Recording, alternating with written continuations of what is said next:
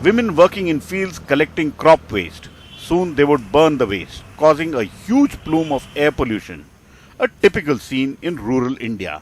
But now there may be a way out, a way to convert agricultural waste into something we all need.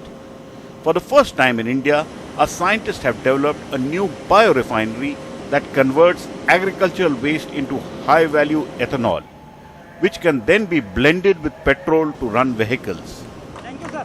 A happy Science Minister Dr. Harsh Vardhan inaugurated the first such plant at Kashipur on Earth Day.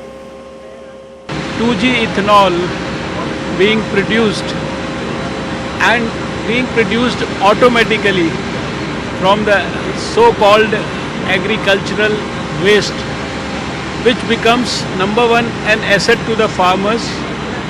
It helps the contentious issue of climate change and global warming. It helps us to reduce carbon emissions.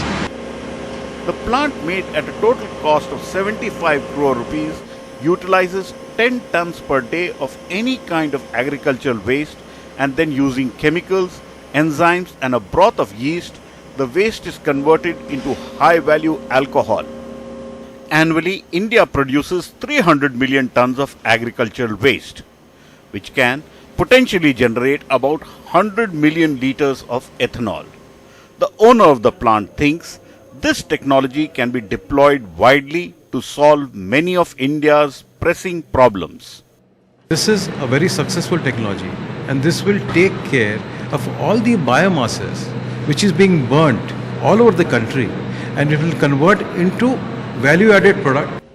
The plant in Kashipur generates almost 300 liters of alcohol for every 1000 kilograms of waste. Scientists believe this is the most efficient use of this technology in the world. Waste to wealth.